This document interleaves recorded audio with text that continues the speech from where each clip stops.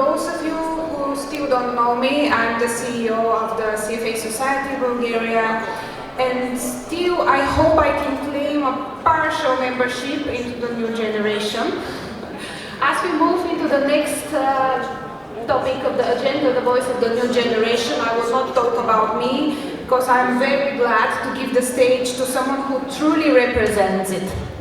Georgieva, for some of you who listened carefully, Nikolay, is not only a valued part of our organization, but she's also a very promising young lady already on her way to a leading US university in finance and economics. So I'm very happy to welcome Eva on stage. So Eva, please, the stage is yours.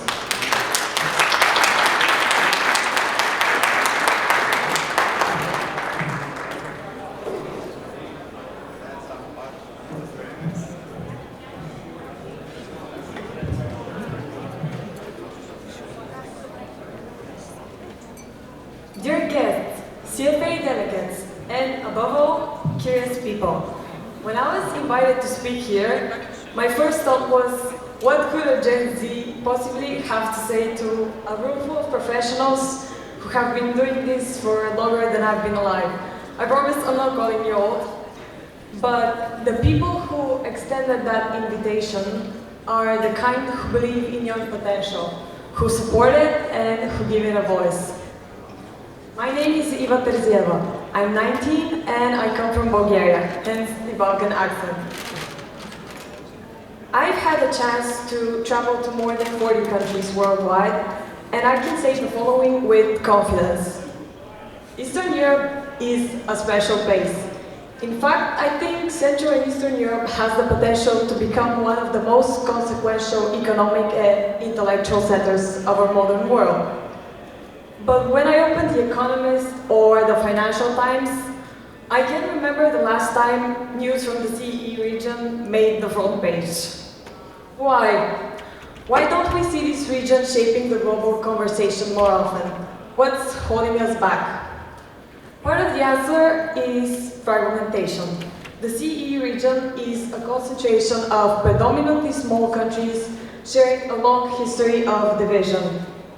The breakup of Yugoslavia, Czechoslovakia, and the Soviet Union alone tripled the number of countries in the region. In a world driven by scale, that obviously carries a cost. There's also a tendency, especially in the Balkan region, towards skepticism. An inclination to see what's wrong and to focus on our deficiencies rather than on what works or how we can make it incrementally better. Obviously, there's a whole bunch of other problems, but despite all of this, the CEE region is undergoing one of the most significant transformations of the last century. Poland is now classified as a developed market by the FTSE Russell. Slovakia became the largest car producer per capita in the world. Estonia digitized nearly all public services, including voting and taxation. And Bulgaria has one of the fastest growing IT sectors in Europe. Apart from country level, there's the company UiPath from Romania, which was listed on the New York Stock Exchange and valued and had a market cap of almost $40 billion.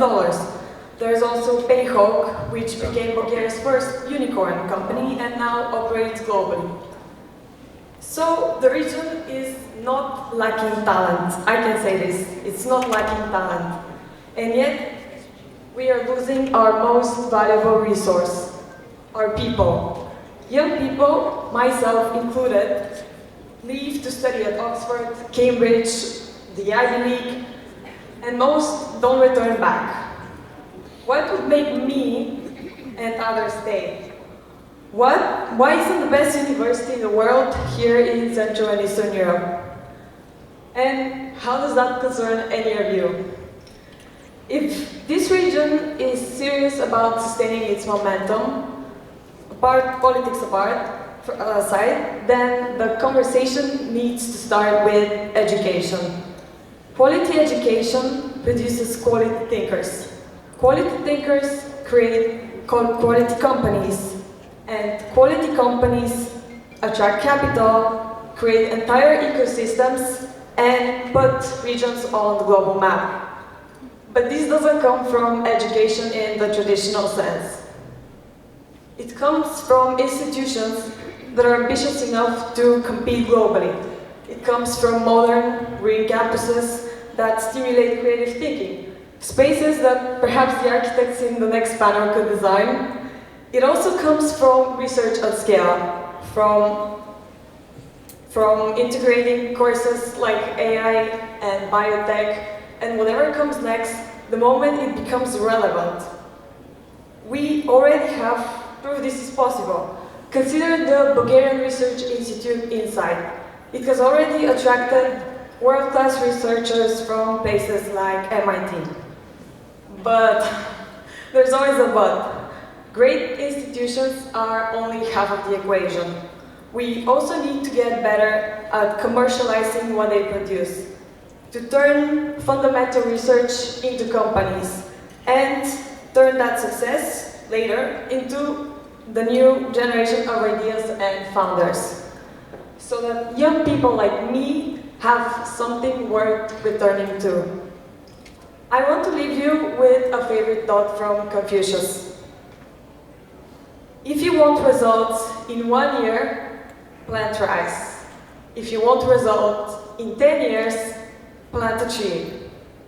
If you want results in 100 years, educate your children. Thank you, everyone.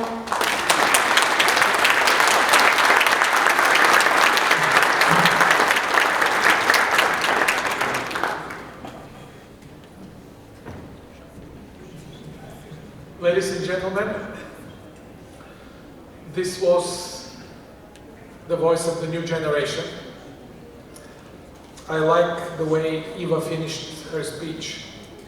If you want to think 100 years ahead, educate your children.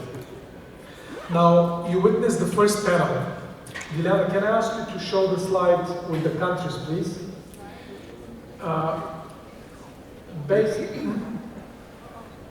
Based on the registrations today, of course not everybody showed up who registered, but we have guests from over 24 countries today. That's very interesting, including from distant countries and nearby countries. The biggest group is from North Macedonia. Can you please raise your hands? Okay, thank you. Well, let's give them a warm welcome to our neighbors and friends. We also have big groups from Serbia, surprisingly the United States, and some very distant places like Colombia, yes, and some Caribbean islands as well. But we couldn't show you this slide. Now, the first panel was probably the most challenging. The second one will definitely be the most beautiful panel.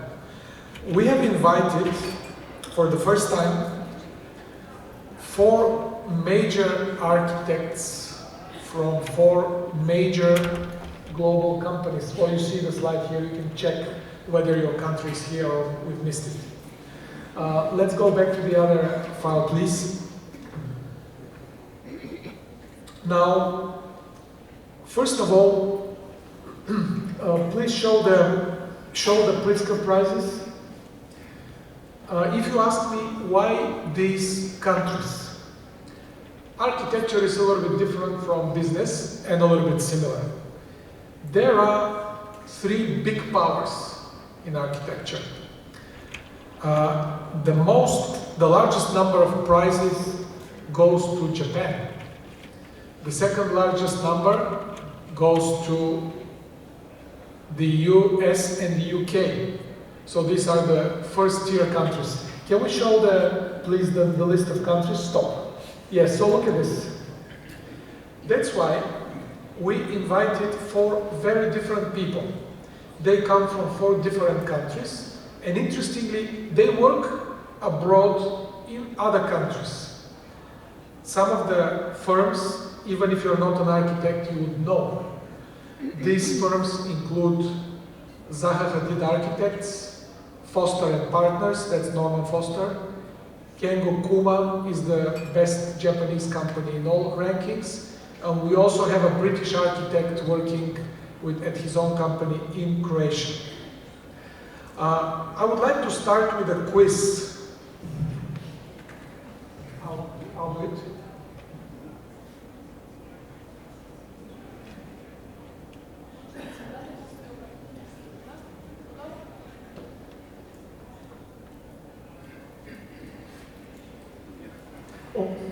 So, we have a question. We'll show you a building. You probably don't know it, but maybe you do.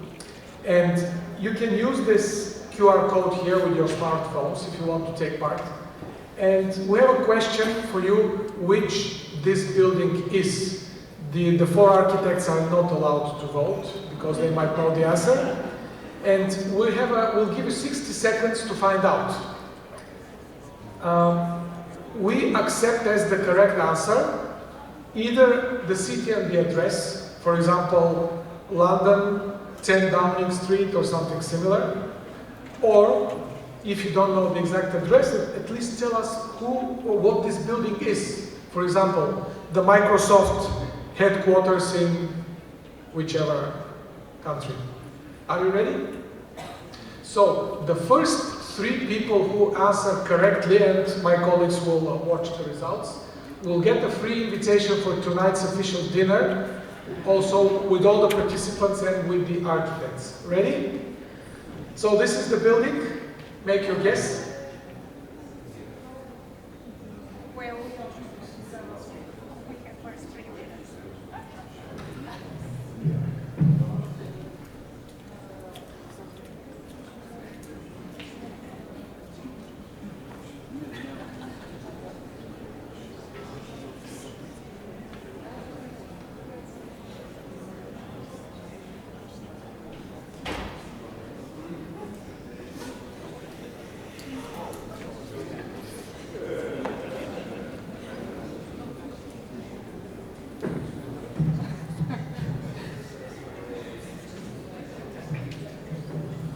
Do we have 3 winners?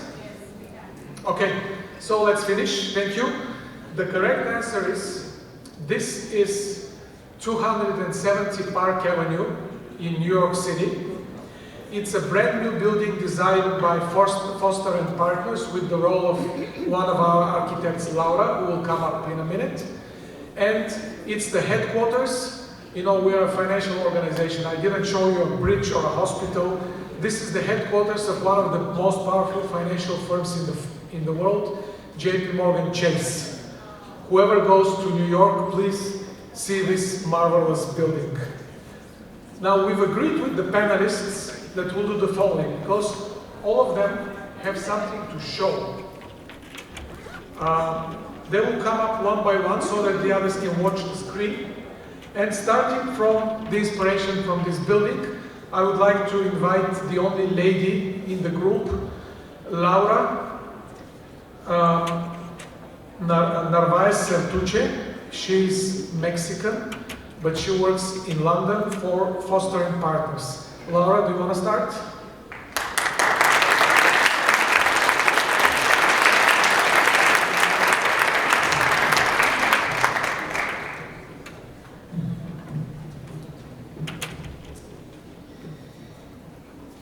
Good morning, everyone.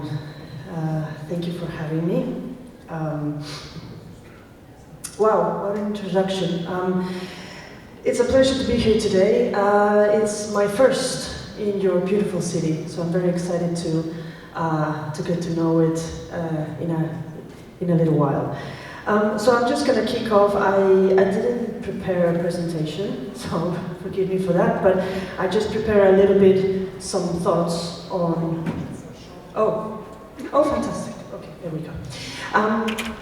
So I just prepared some thoughts on what the subject is today and the conversation that we're going to be having. So I hope it's of interest and to kick off the conversation.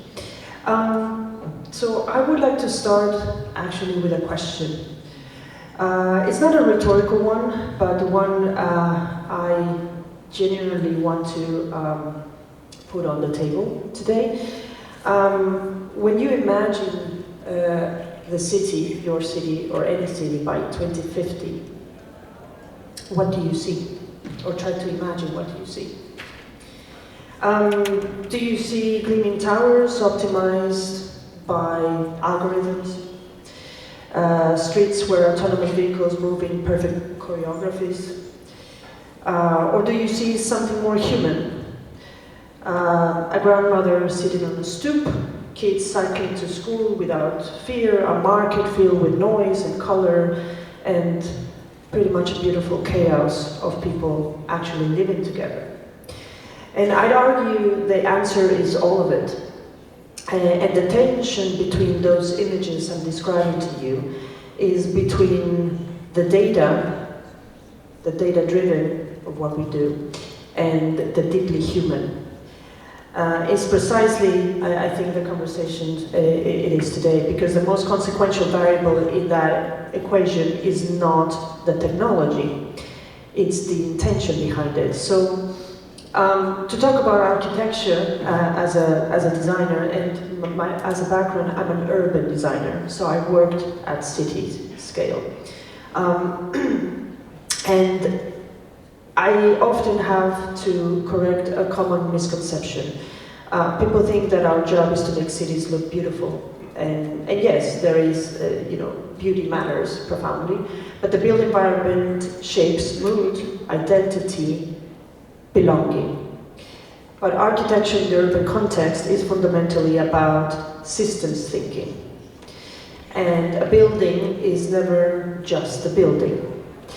It is a node, or what I would call that, a node or a system in itself.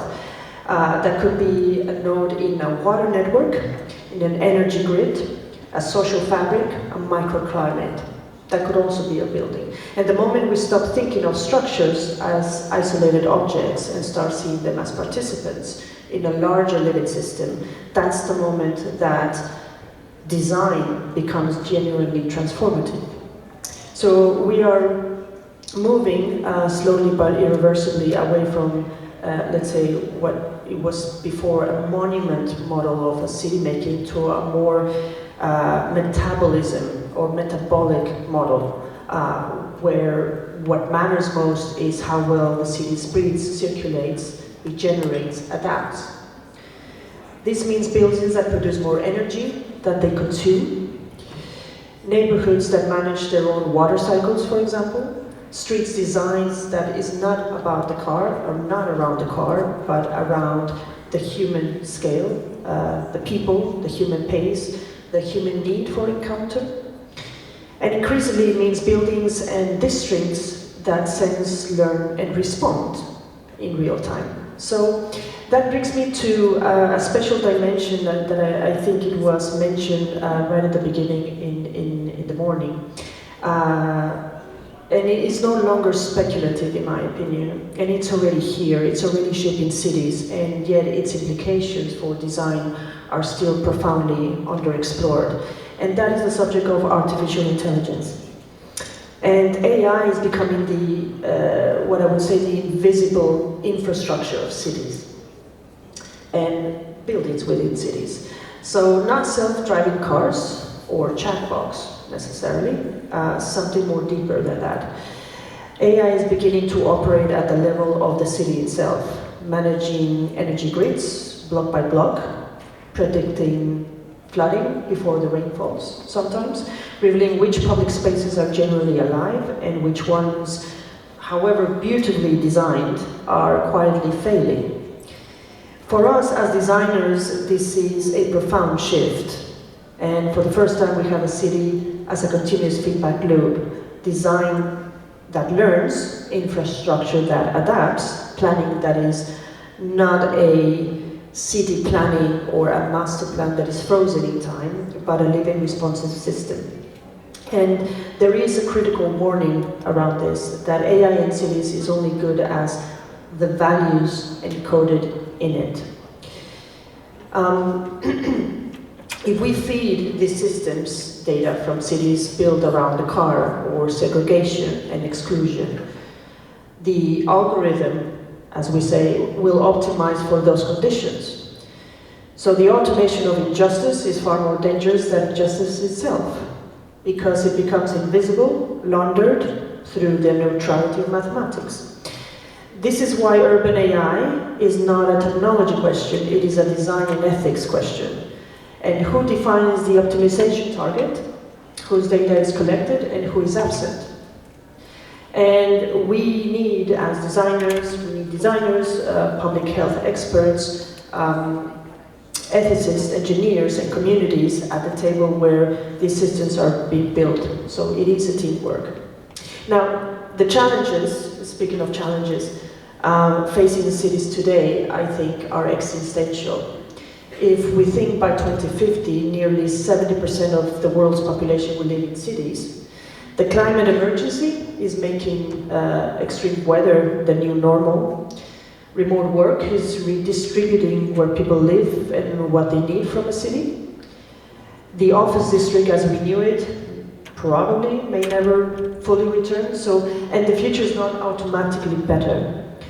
It is designed, if we design it inequitably, poorly, or without courage, I think that's important, is the future of the city will be a place of deeper division, not less.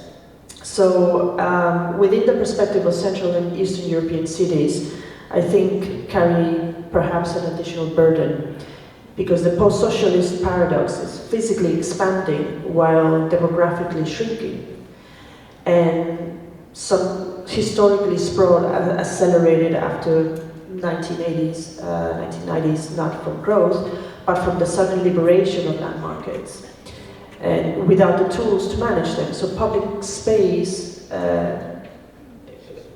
historically disappeared. So historic cores decayed, governance capacity, it's still catching up. But this is just a starting point, and not a reason for despair, but I think is more reason for being optimistic and for precision. And the most beautiful urban vision, I think, is worthless without a financial model. If we talk about the aspects of money, that makes it viable, scalable, and equitable. And for too long, I think city building has followed a single logic. Maximize return in the shortest time frame. That has given sprawl, displacement, and infrastructure deficits that cost far more to fix than to have built the right first time. So new instruments are changing the equation. Take the example of green bonds, ring-fence capital, for example, for climate infrastructure. And these are not idealistic tools. These are, they are fiscally intelligent ones. And every euro invested in resilient infrastructure perhaps can save 6 in disaster recovery. So the economic case is made, but I think what cities now need is a political will, perhaps an institutional change, or courage to act on it. Now, something that I want to return for what the main panel is about architecture, is about design, is that design cannot solve these problems alone. And nothing gets solved without design. So the future of cities, I don't think, will not be shaped by architects or urban designers working in isolation. It will be shaped by teams that look more like the cities they serve. Engineers and ecologists, economists, anthropologists, community organizers, data scientists, public health experts, artists. It will be shaped by processes that begin not with a blank sheet of paper only on a designer's desk, but with deep listening in the communities that we live with the consequences of our decisions. And this is the interdisciplinary imperative. It is not a soft ideal.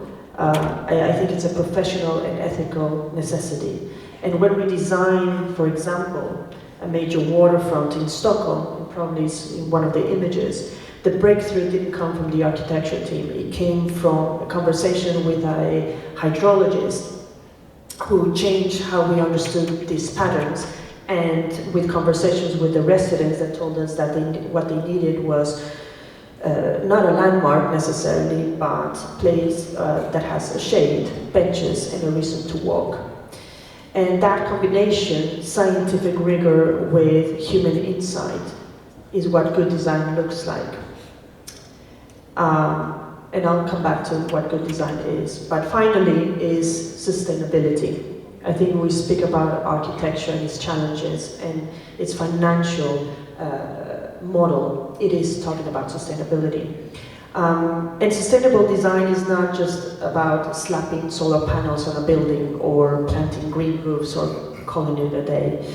It is about designing a built environment that is regenerative by default, that restore ecosystems rather than degrade them, that build social capital rather than erode it, that create wealth that stays in communities rather than flowing outward to distant shareholders. It is about designing for time. That's what it is. And asking the question, will this decision make the city more resilient, more just, and more alive in 30 years? And innovation in this context is not disruption for its own sake. It is disciplined, it is humble, courageous act of doing things better, less waste, more inclusion, a deeper respect for natural systems and the human communities that cities depend on. And the ethos of foster partners, the practice, was founded on that philosophy of innovation, sustainability, and design. It's learning from the past while creatively embracing challenges of the future, with a firm belief that a good design makes the difference. Now, it's design as problem solving, it is sustainability as a foundation principle, and interdisciplinarity as a method, all of which drives innovation. And good design is about decisions or design decisions that have in our lives.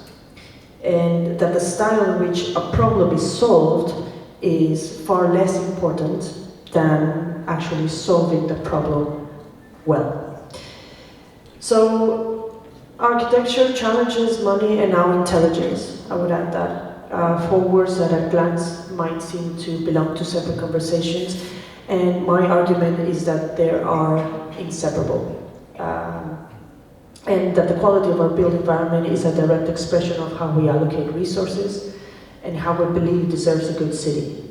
That the challenges we face are not obstacles to good design, that they are the design brief itself.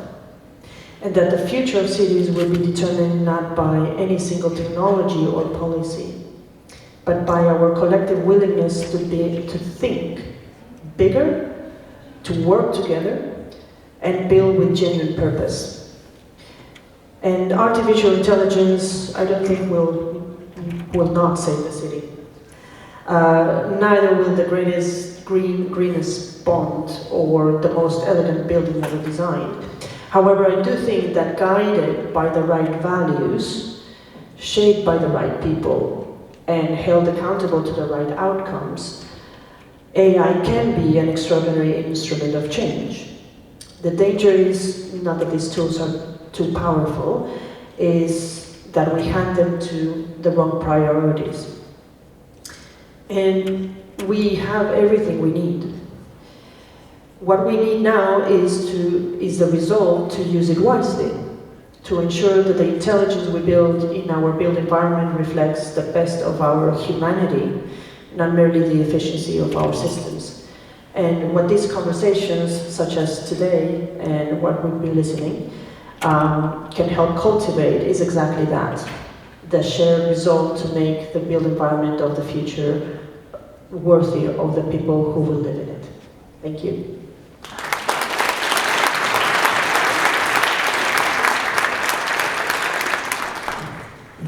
Thank you, Laura. We'll switch places now. Now, I didn't mention that Laura Narvaez Zertuche is a partner at Foster & Partners, but you saw that. That's a very senior position. I wonder, I will ask them when they come up afterwards, how at such an age they become partners. That's very impressive, I think. There is a second person from Foster & Partners in the room today, She will not be in the panel, but she's Bulgarian, so I will ask Georgieva to stand up. Gary. So, Gary is probably 30 years old or so. She studied at UCL, the University College of London, which is one of the big names in architecture in the world. We are very happy that we have our own compatriot working there. But you know, there is one participant in the panel per company, so Gary will be helping from there. Thanks a lot. Gloria, do we have the winners, please? Can you announce?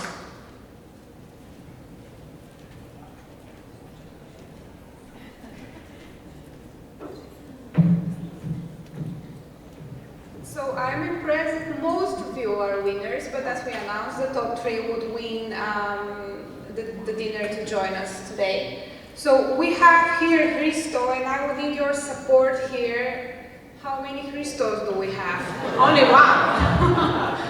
So Christo, as you raise your hand, probably you were the ones to answer as a second person here. And then we have Julia Kazarova. Please raise your hand. And Nikola Krastev. Where is Nikola? All of you are invited to join us today for the official dinner with our prominent guests. 8 o'clock, Giro Sense Hotel. For those of you, if you need some support or organizational information, just let me know. I can support you. Thank you. Interesting. I voted for Sydney Opera and I didn't win. That's great. So we started with Foster and Partners in London. Now we're moving to the other continent, to Tokyo, Japan. As you saw, another big power in architecture. We have Mr. Richard David Nelson, who is American from Alaska, just nearby, and he works all the way away to in Japan, and became a very young partner at Japan's best architecture firm, Kengo Kuma. Richard?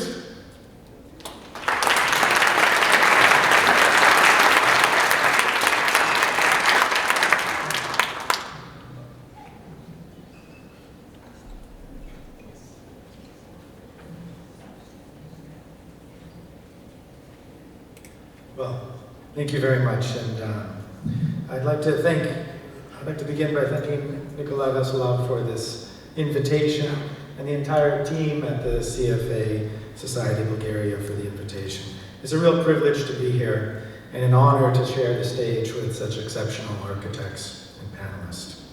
So, I am going to quickly show a few projects from our long list of projects at Kengo Kuma & Associates, where Kengo Kuma has been working for 30 years, and I've been with him now for 10 years. But I'd like to showcase a few projects that I think really illustrate how we approach city design and how we approach this interface of the human space within a city itself. So, in reflecting on this talk today, our work has much overlap with the CFA community.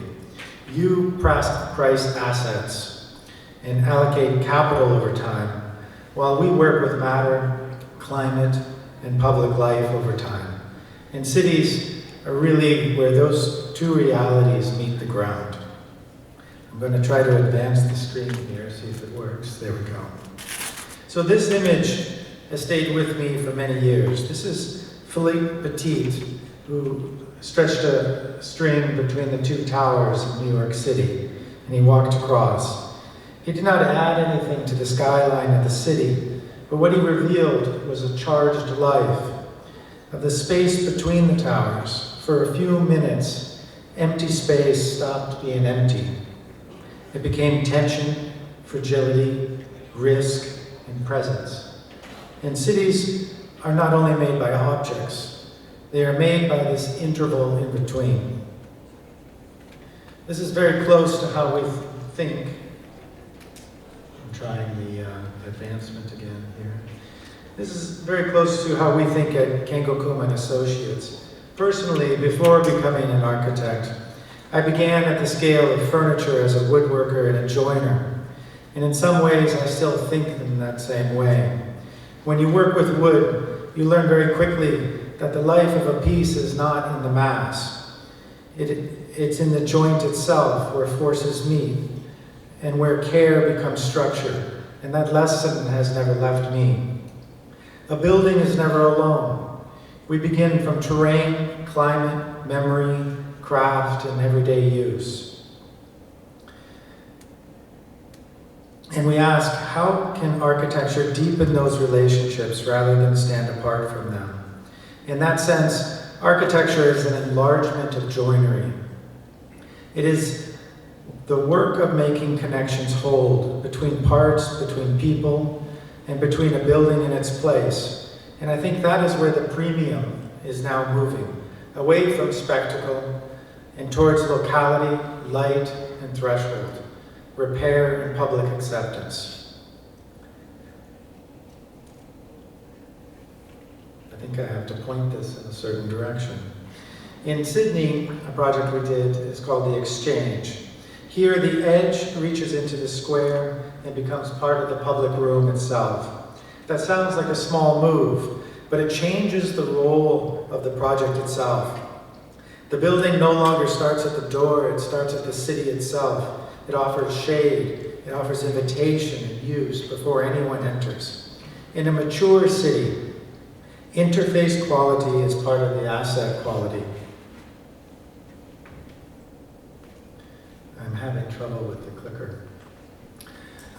For us, and this is still The Exchange, this is where architecture becomes generous. The boundary does not need to behave like a hard line. It can filter, it can mediate, it can welcome. The city is not pushed away from the building. It is allowed to reach out and touch it. The future of cities will be shaped less by isolated objects than by the intelligence of these edges.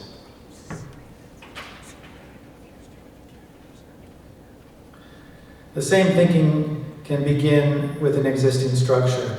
La Kagu is a project we did in Tokyo, and it started as a dormant warehouse. The important move was not to overwrite it, but to reopen it.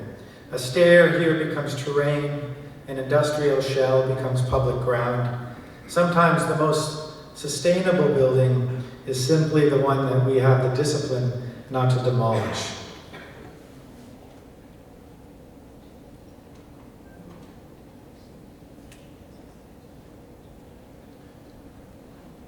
Is there a direction I should point this in?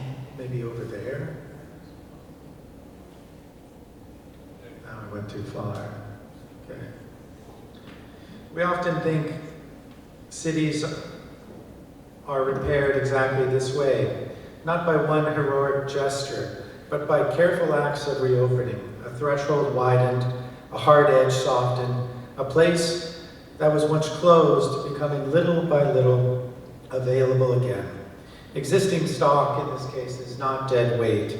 It is often latent urban capital. Asakusa makes a different point. This is a project we did in Tokyo. Context here is not costume. It's not a matter of copying the past to flatter memory in any certain way. It's the continuation of local intelligence. Here, the grain of the traditional street vernacular is translated upward, so the building can belong without pretending to be old. Local character is not an obstacle to development. It is one of the city's deepest and most compounding assets. That is why I think of architecture as dialogue. A real project listens before it speaks. It listens to the land, to the street, to the local craft, to institutions, to the people who will pass it every day. Only then something new can be born, as though it feels as though it belongs, as though it was always there. Architecture here emerges not from assertion, but from mutual understanding. In Turkey is a museum that we designed. The issue here was different. It was civic scale. This is a serious cultural investment for the city, but it arrives as smaller pieces that the town can actually read. The ambition is still there. What changes is the way the city receives it. Capital becomes easier to absorb when it arrives at a human scale, and one note about this project is that it was the former lumber yard in the city itself, and so it captures this history, this culture, the history in the building itself.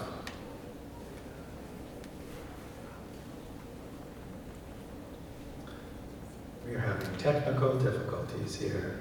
There we go. So lightness for us is not only visual, it's also ethical.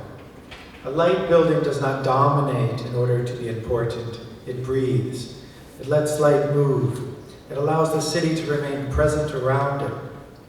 A building can carry importance without resorting to urban arrogance. In Lisbon, this is the Gulbenkian Foundation. The intervention here is quieter still than the others. We worked with the Japanese idea of an engawa. It's a threshold that is neither fully inside nor fully outside. It's not a line, but it's a zone of occupied relation. It's exactly the kind of space that makes your spreadsheet slightly uncomfortable, because it refuses to be one thing or the other. It doesn't count as GFA and it doesn't count as landscape, but it's something in between. But socially, climatically, and spatially, it's extraordinarily productive. It reconnects museum, garden, and city without forcing them into separation.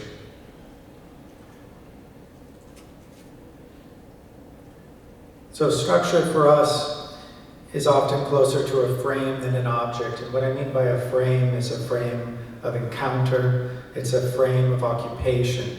Not a picture frame that we stand in to look out at nature, but one that we inhabit.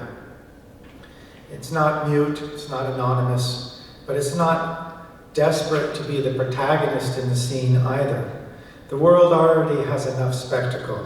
What it needs more often is support for light, landscape, movement, and encounter. And to be clear, go back one.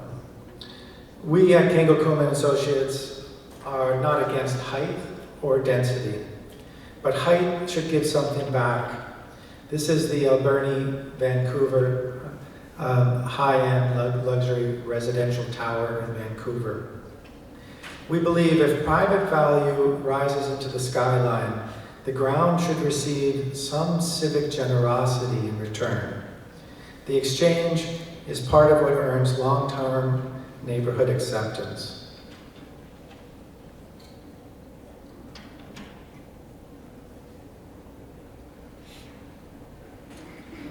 There we go. What begins in joinery becomes at building scale a particulate strategy. Smaller parts let air, time, and care pass.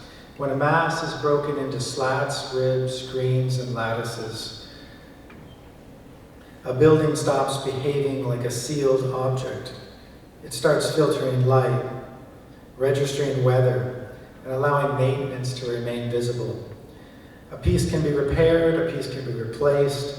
The building survives through attention, not just endurance. That matters for life cycle value, for carbon, and for dignity.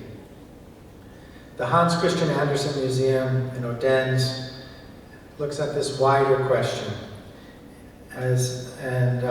about civic importance. The project is no longer an object placed on the site. It becomes part of a larger civic terrain, garden, path, roofscape, room, all folded together. The city becomes slightly less over-controlled.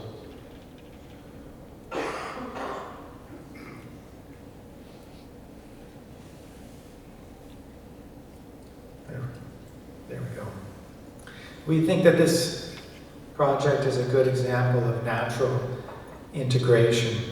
Rather than creating a monumental object, we try to let architecture dissolve into its surroundings. Light, air, planting, and topography do the real spatial work. Nature here is not an amenity layer, added at the end. And cities need that. They need safety, of course, but they also need room for curiosity, for drift, and for discovery. A city with no ambiguity becomes efficient and exhausted at the same time.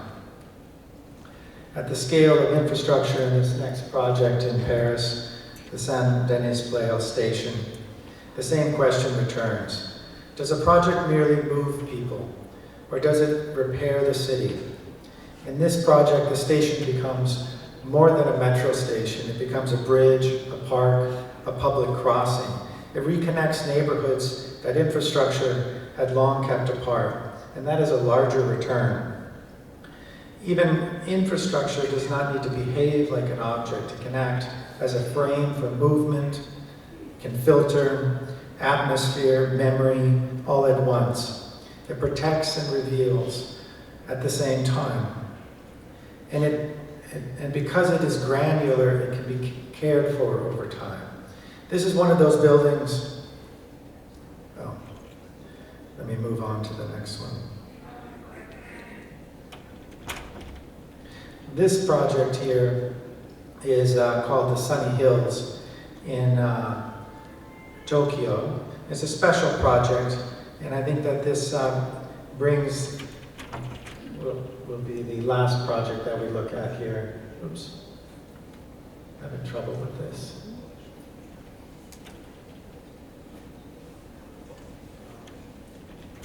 One more, there we go. So, and this brings it all back down to this scale of craft. The timber lattice is structure, filter, atmosphere, and memory all at once. It protects and reveals, and at the same time, because it is granular, it can be cared for over time. And, oops.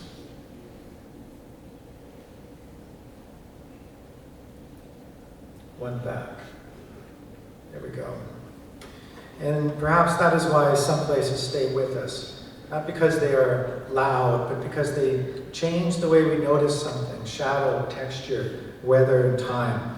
Some buildings impress you, others make you slightly more attentive. And we at Kengo, Kuma and Associates are more interested in this second kind, that slow us down. We feel the presence of the city, we feel ourselves a part of it. It's part of and we're part of the city itself. And so I'd like to just leave you right now with 3 words: dissolve, reveal, and weave. Dissolve the instinct to arrive at an isolated mass. Reveal what is already valuable in a place: its climate, its memory, its craft, its existing fabric. And weave new relationships between investment and public life, between old and new, between capital and the grounded touches, because the city remembers how capital meets the ground. And durable urban value depends less on the volume of the investment than on the depth of that contact. Thank you.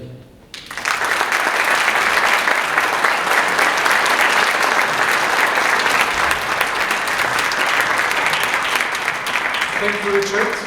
I wonder, while the speakers were speaking, did you notice that the other 2 screens were showing your other products? So while Richard was showing his here, we had a parallel presentation with other projects of you and your company. Dilara, do you think you can show the table? The table, it's in my presentation also. I'll tell you a small secret. If someone visits our office, in the living room, you will see that our company purchased this table designed by Kengo Kuma. They have it only in 10 pieces around the world. The first one went to a major resort in Asia, and we are very happy to own number 2. So, we're very proud of it. Can I ask the audience, how many of you, because I see that many faces in the audience changed from panel 1 to panel 2, how many of you are architects or are in the construction business or real estate development or something similar? How many? Wow. These are mostly new faces, probably, I don't know, maybe 40 people or so. Thank you very much for coming. Just to let you know, after this panel, today in the afternoon, the five architects have been invited to New Bulgarian University today to deliver a lecture to the students and professors there, and tomorrow to the University of Architecture and Construction, Zagreb. There is a lot of interest in their presence here. So the audience will be divided into these 3 events. So we have about 40 architects, etc., and about 300 non-experts, but amateur admirers like us. Now, we started from Monterrey, Mexico, went to Alaska, the US, and now we will go to a country which can claim that it has had the best design and architecture for the last 2,000 years. Filippo Innocenti is from Florence, Firenze, Italy, and he works for another giant, Zaha Hadid Architects in London. Filippo.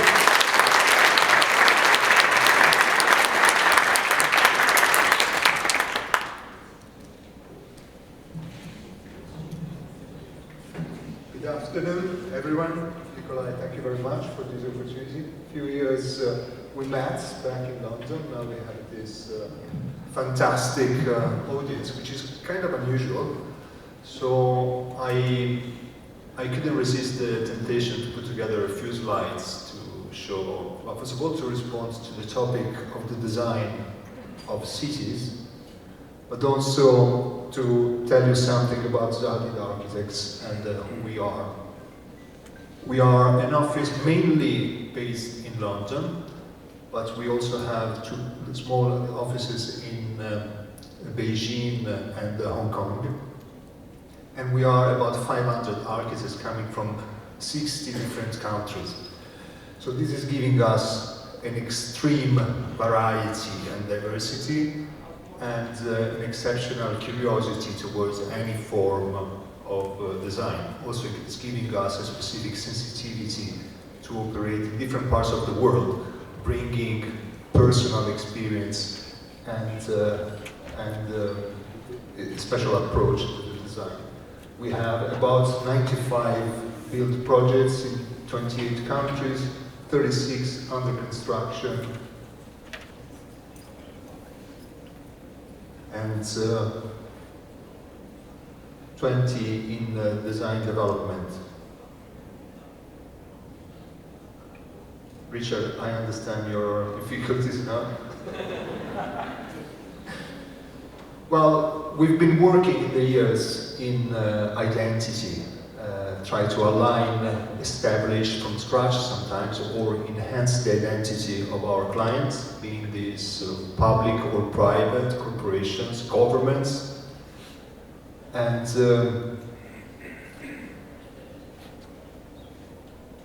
this is the latest building we have opened a few weeks ago in Hong Kong. It's the headquarters for Henderson Land. It represents the peak of our knowledge into complex design and very complex construction technologies. But extremely interesting. What is the future of our cities? This is a very compelling topic to discuss.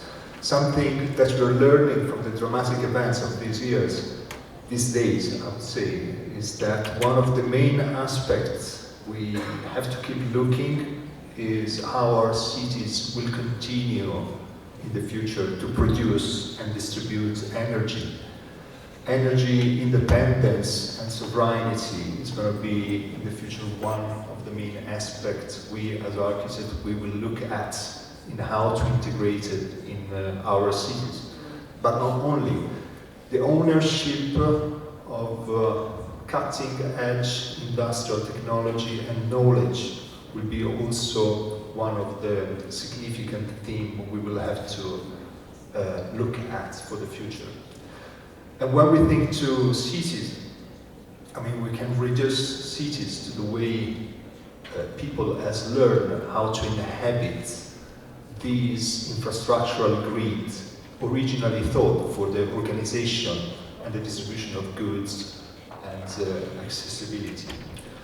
More and more, the focus of the architects is shifting from the design of these grids and to the spatial relationship in between the asset into the shape, the architectural shape of the nodes of this infrastructure, being this one, the infrastructure for the mobility, the distribution, but also for the production and management of data, intelligence, and the other aspects that are shaping the cities of the future.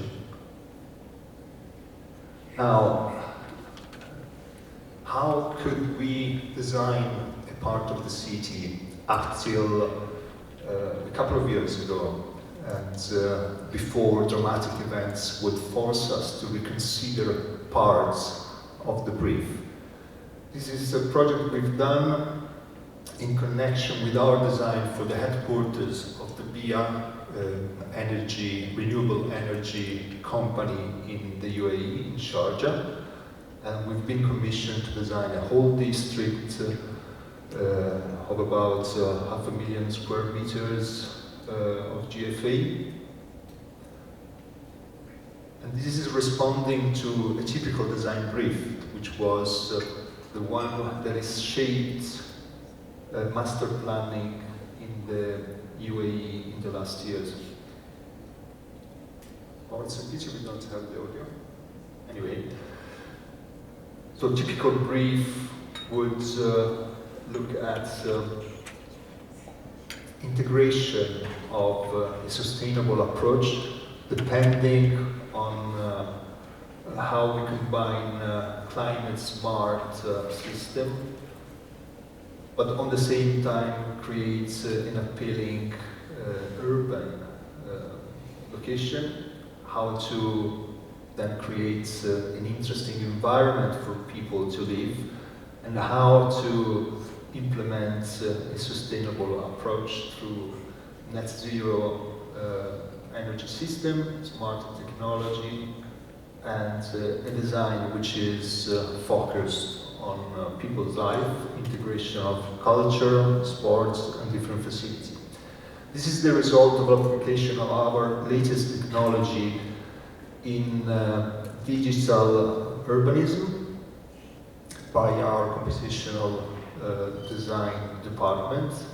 The idea is to have 7 different districts which are centered into 7 main attractors connected by a pedestrian route, and then organized in a number of different urban assets, aiming at providing variety in the configuration of the different urban districts, and the distribution of a number of attractors in terms of cultural and the sports facility. So this is creating main spine for distribution with very dense urban fabric and other more relaxed country-like integrated in the landscape areas for residential living. But all of this then enhanced by the distribution of a number of cultural assets.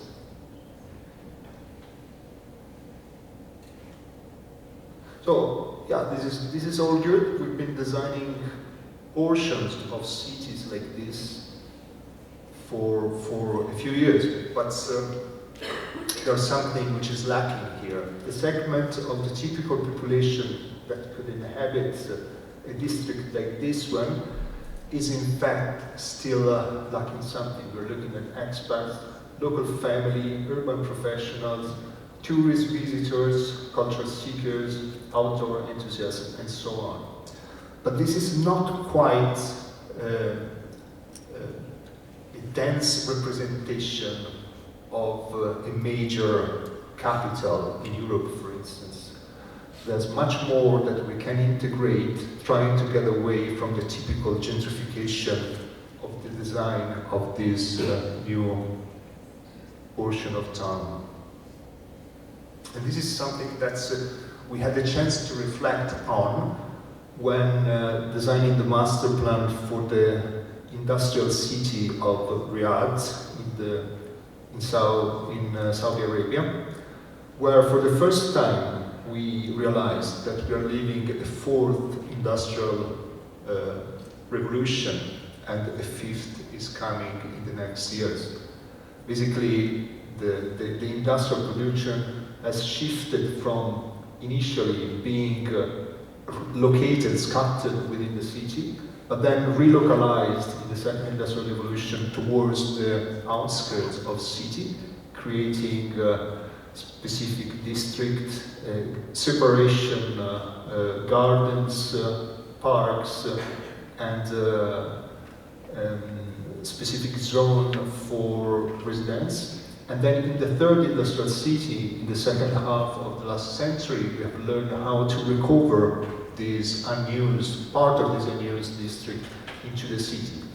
But now the production technology is such that the most of light and medium industry can be brought back right at the center of cities because of much cleaner system of production, less polluted, much quieter, and perfectly compatible system of production.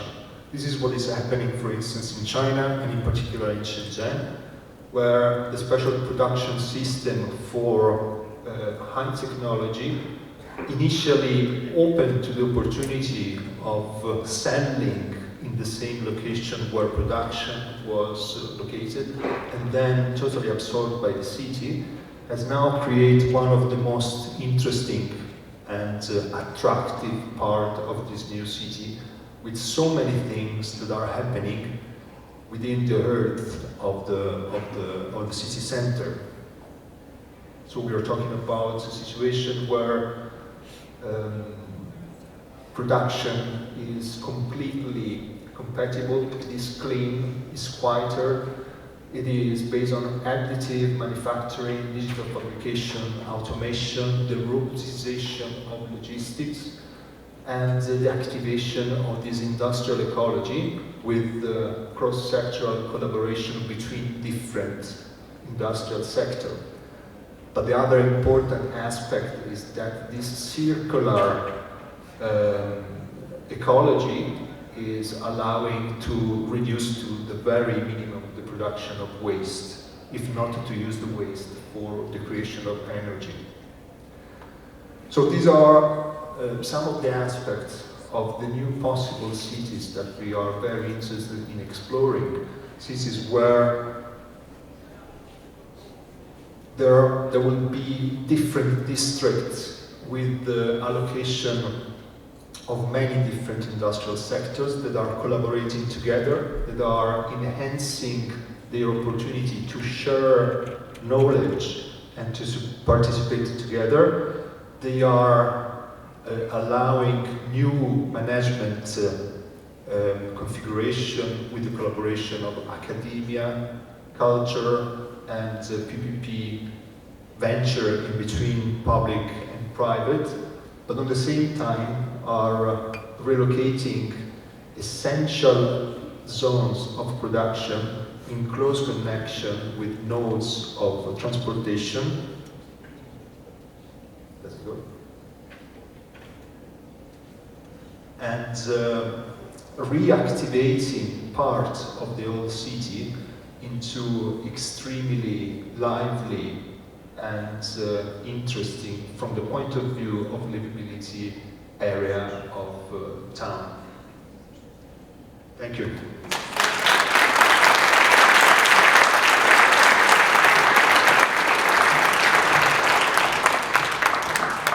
Thank you, Filippo. Did you notice this is Sofia? Yes, great. Now, there is one of the architects is from the UK originally, all the others moved to the UK, and he did everything possible to escape London and to come to our region. So he created his own company in Croatia, which by the way is quite big compared to the size of the country. On a per capita basis, compared to the country, it might be one of the largest in the world. So the UK architect, Andrew Yeoman, coming from Croatia. His company is called Tower 151 Architects. Andrew?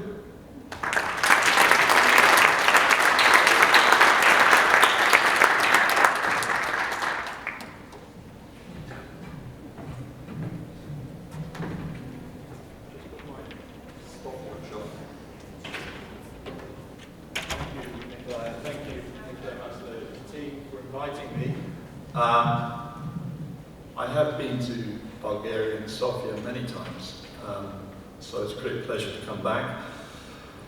What we're going to look at here, from me anyway, is what I would call a series of postcards from our front line. So it's a little bit of a sort of scrapbook of entities of what we enjoy, our curiosity, our fascination. We may stop here and now on a few bits and pieces. We won't necessarily dwell on any one particular project. I mean, I've been in this business now for over 30, 35 years, maybe longer, and it's fascination and curiosity is what's been driving my particular interest in the world of architecture, but more recently in the world of development, let's say, and environmental issues, which are becoming more pertinent, perhaps, to the act of architecture. Bear in mind that the word architect now seems to have been adopted by several different topics. Financial, politics, you often hear about the architect of the policy, for instance. So the word architect has somehow been sort of blended into a different category, which is quite interesting, and I think that's quite apt for what we're talking about here.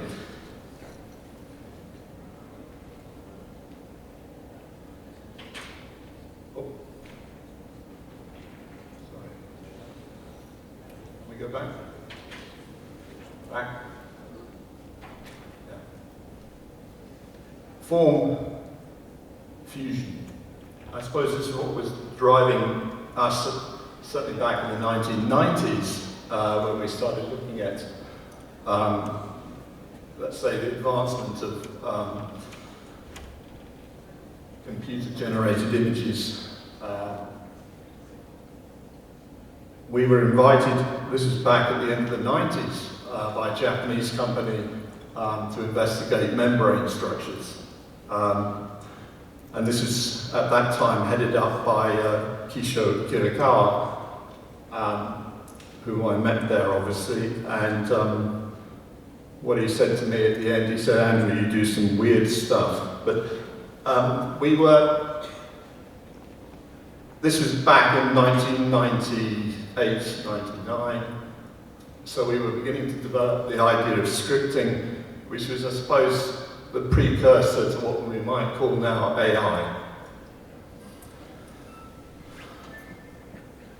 But I'll jump around a little bit in terms of what we've done or what we are doing in this collection of postcards. So we're looking at place, let's say what we call the concertina process. So we compress and we express. Simple house in Dalmatia, for instance. Whereas at the same time we were building a very large complex in the middle of Zagreb for a bank.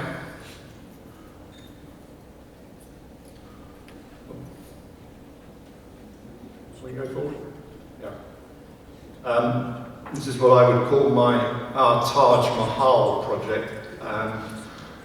What I mean by that is that we started it, and most of the people involved in the project, by the end, had actually left, including quite substantial parts of the client. A little bit how the Taj Mahal was put together when the Shah Jahan started the Taj Mahal was a celebration of his wife. By the time he'd finished it, he'd forgotten why he'd built it. And there was a sense of that with this particular project, enormous for Croatia at that time. A little bit of commercial architecture. This is actually, should be vertical, but essentially this is another part of what I would call the concertina process, compression and expression. We were invited, along with several other teams, to develop an extension to Moscow back in 2012, 2014, I think. Which seemed like an extraordinary idea, southwest finger of Moscow. Which we went through, and it became obviously to us a political process. And again, part of much of what we do in architecture, as far as we're concerned now, is a political process. This is perhaps an example of a political process. This is the bridge we were involved in Croatia. Joins two parts of Croatia. Halashat Bridge, as it's known, financed by the EU, built by a Chinese company, managed by us, we design managers and project managers. An extraordinary project in that it was built on time and in budget. Probably the first ever.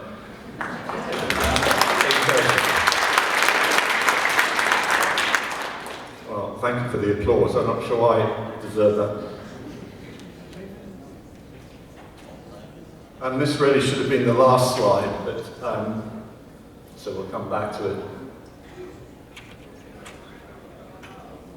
Project more at home here in Burgos, the Burgos Arena. Burgos? Sorry, my pronunciation is Burgos. Again, a fascinating experience here. But when we talk about, we go back, future.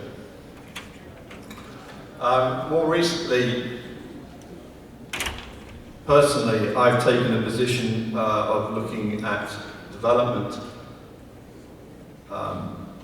strategic placement, pathfinding. What I mean by that is actually bringing together relatively large-scale programs and projects towards financial platforms. These two are not the perfect bedfellows at the beginning, and quite often not even during or at the end of a project, but they're nevertheless absolutely vital to one another. In other words, development program or project needs financing, and the financing needs to be expedited. One thing that we learned very early on with some of these bigger institutions like the EU, EBRD for instance, is that once they committed to funding, the important thing was to spend it.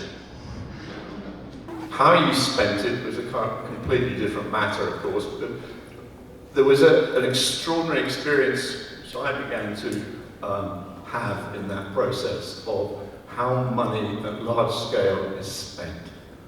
Shockingly enormous speeds with very little compliance, from my experience. However, in that process, we began to look at, or be invited into other programs as a consequence of some of those involvements with financial institutions, and in particular in Africa. And I think we've had a certain amount of mention of Africa as a continent, which is an enormous continent. Of course, it has over 65 countries in it. It is a quagmire of complexity, and yet it is the future. In as much as the bread baskets, as we talk about, certain countries in Europe and the United States as providing the bread basket for the world. Africa does that, but in a slightly different way and under duress quite often. This particular image,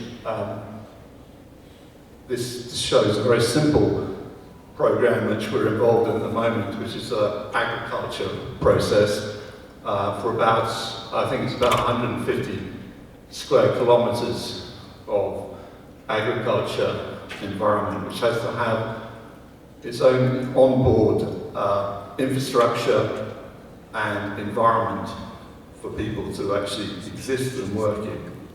So we're starting from zero in those terms. It is a project or program really built on what's called degraded land, not desert but degraded. The concept being that one could rejuvenate the land over several harvests. This is harvesting particular types of plant life, moringa, Yeoman, used for, can be refined into non-edible fuel oil. Again, this is the future that we've had, certainly the project owners are having with fairly substantial industrialists in Europe, based on the basis of that, but also to do with the carbon credit processing, which is absolutely fundamental and, let's say, important to the industries of Europe, who are scrambling at the moment to reduce their carbon footprints. Hence, these kind of projects, which is relatively small when it comes to agriculture, you could say, but it is pretty big when it comes to European standards. And we're still embedded in this as a process. So we see ourselves as part of a process delivering, let's say, and participating in delivering the ideas. So thank you very much.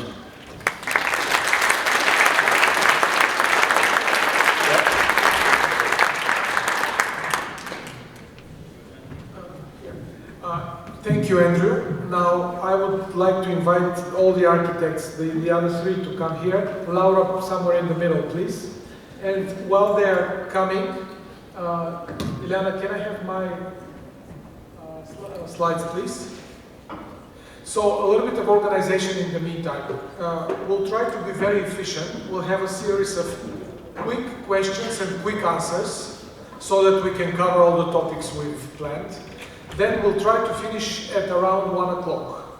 Then please have your quick lunch break, etc. And we'll start with the other panels sharp at 2 o'clock. We have 2 heavyweight finance panels.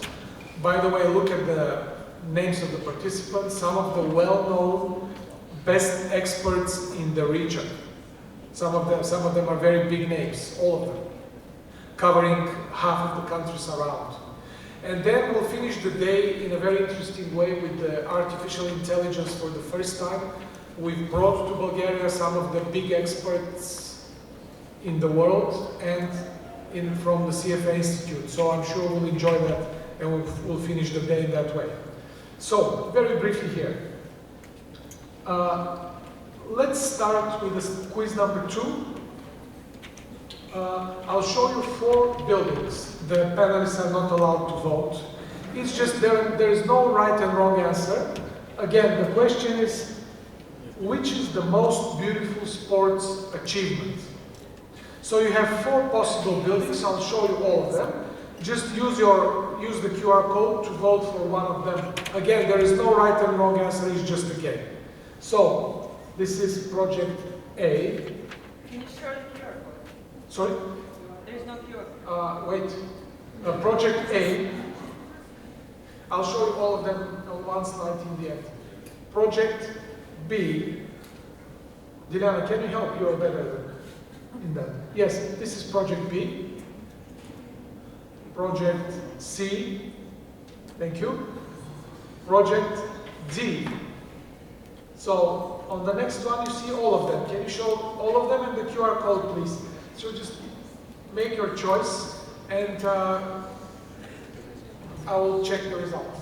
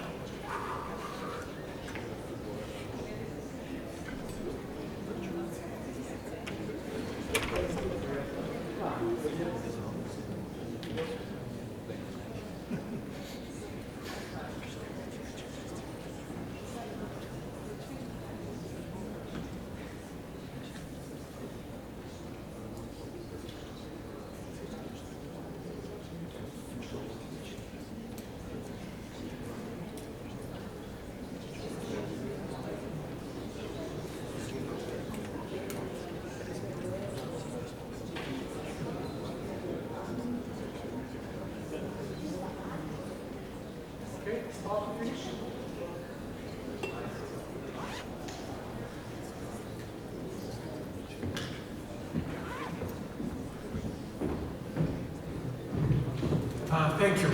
Did the panelists recognize their babies here?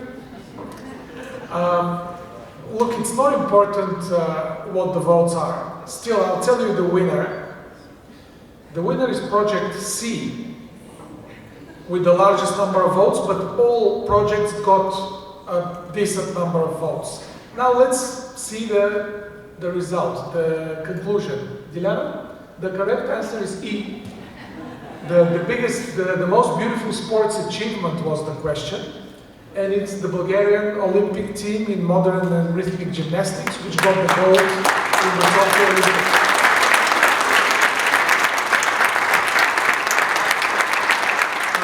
Great, Dilara, could you back to the beginning of the slides, please? So very quickly from me, and then quick questions and answers. Now, let's go back to the Pritzker Prize story. I used these statistics when deciding whom to invite to this conference. We invited some of the big powers. Look at the other countries. A total of 47 winners. It's very, very easy to see that the whole region, I'm not counting Zaha Hadid, who was born in Iraq but worked in London, the whole area from, say, Germany to China, everything in between is desert land. Did you notice that? Well, this is the situation. The next one, please. Now, of the companies presented here, we have two winners. Sir Norman Foster got the prize in '99, Zaha in 2003. Please have in mind that these are usually awards for lifetime achievements. They cannot be received by very young, promising future architects. I have a prediction, that's a part of my profession. Kengo Kuma, who is born in '54, so quite young by these standards, will get the prize within 4 years. Let's see whether we make it. Now, I brought 3 books that you saw here. The next part you're not going to like, and I'm not very proud of it. First, I'll show you this book, which says 100, these are my books, 100 Marvels of the Modern World. I bought this book, and I opened it. And, well, intuitively, I started looking for our region. Dilara, we have a map here. Can we show it? Here, stop.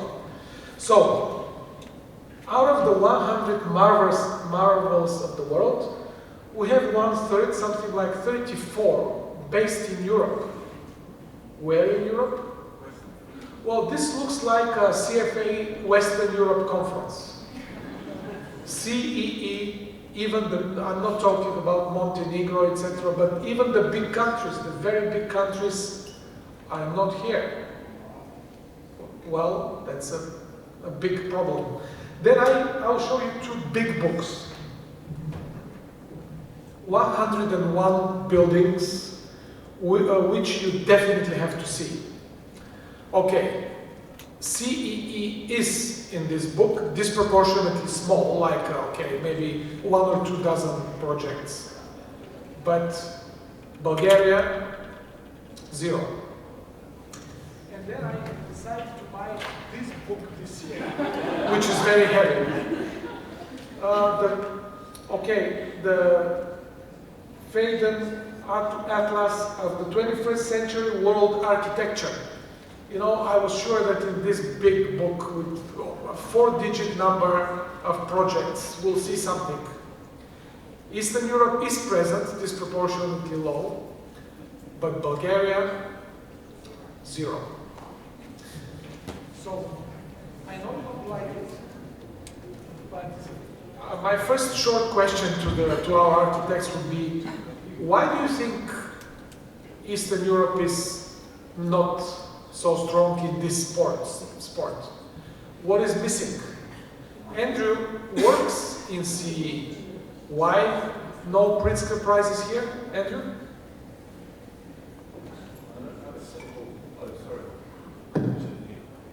Really have a simple answer to that. I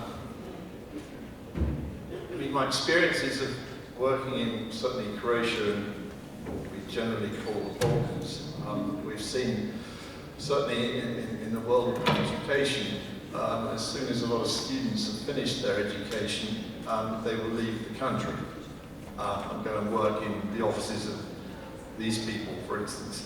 And I'm sure you've got many workers from Eastern Europe in your offices. Or they have even gone abroad for their education. And by doing that, I've usually stayed where they are. Specifically from Croatia, for instance, we've seen a lot of people go to the Netherlands, Rotterdam in particular, the Belag Institute, for instance, the United States, Australia, Canada, and never come back. The population is dwindling. It's 4.5 million, and it's getting less. It's getting older, and I'm sure that's not peculiar to Croatia. I'm not sure what the statistics are here in Bulgaria, but there is a tendency for the sort of, let's say, early 20s of the demographics to look outside rather than inside. And that's the main problem, I think. It starts at that level. The older generation of the architects, for instance, quite frankly, there's not a lot to show from that in this period. So it's a sort of double-edged sword where both sides of the sword are very sharp against progress in those terms. Okay, thank you. By the way, it's not necessary for everyone to answer every question. It's impossible. So if some of you want to add something here, please feel free, or we can go to the other ones because we have more. I'm not an expert, but as a citizen, I think that our communist past has something to do with this. The half a century of communism didn't create even one building that I would like to show to my children. So I thought this would be a problem. Dora, you want to say something? Go ahead, please. Just to show you, I happen to know this lady. Dora Ivanova is a young, promising Bulgarian architect studied in Germany, and she, for a number of years, has tried to do something with this. The Bulgarians know it. It's the Buzluja building. The foreigners know it as the UFO project, maybe. It's the old communist whatever project. And what do you want to do with it, Dora? You want to take the microphone. So, I insulted maybe. I could not react to. We had this discussion with you before that Bulgaria is nowhere in those books that it should be, and Buzluja should be there. And and not only Buzluja, the National Palace of Culture, the Bankia residence, the Schumann Monument, we have what to show in front of the world, and all those elements besides the National Palace of Culture, which can be much more developed, they're abandoned. And we have abandoned our marvelous architecture because it's socialist, because of a label. And I want to invite you to think about this and to think about the investments that could revive those places and where we could be on this map of architecture if we don't just erase what we already have. And when we have it, I mean, it is not just the lost opportunities that these abandoned places are. It is also demotivating young architects. It's demotivating heritage protectors. It's demotivating generally that in Bulgaria we can develop big things. Because the big things we have developed, we have left. So yeah, you provoked me, I couldn't resist it. So yeah, it is an invitation. If you're interested in the topic, you can contact me and we can create networks of saving those places and creating opportunities in Bulgarian architecture. So after this conference, my wife Sylvia will tell me not to comment architectural styles, but to stay in finance. I know. Okay, the next question. We can securitize the socialist movements. And list them on the Frankfurt Stock Exchange. Nice. Okay, the next question. I know that the Pritzker Prize winners are mostly people with a whole career, more or less towards the end of their careers. And still, the participants here became partners at a very young age. Laura, Richard, how did it happen?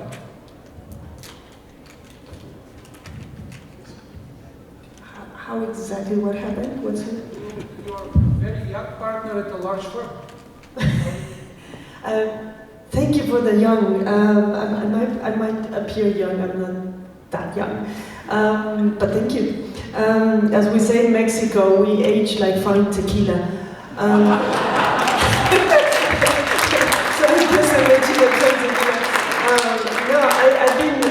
I've been in the company for 11 and a half years already. And perhaps I should have mentioned at the start of my lecture, I form part of the urban design group at the company, which is one of the many of the specialist teams in the group. So I'm an architect as background, but I'm also an urban designer and planner.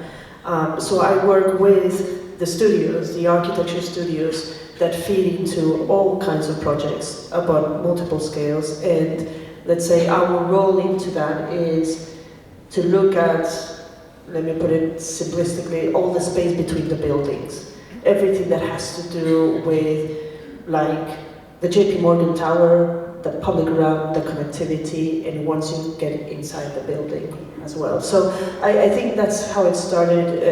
I'm not going to delve into my long journey of it. I am originally from Mexico. I did my previous studies there, but it took me from studies, doctoral studies, to the company to get where I am. And part of my responsibilities and my teams is to we are a group, and this is why I was speaking about interdisciplinary and multidisciplinary, that we never do it alone. I form part of a team where we also have the economists and the anthropologists and the planners and the transport engineers and ecologists, landscape, etc., working together to resolve challenges like the ones you see today. And I was the lady that was just here, by the way, saying, these are monuments kind of lost. And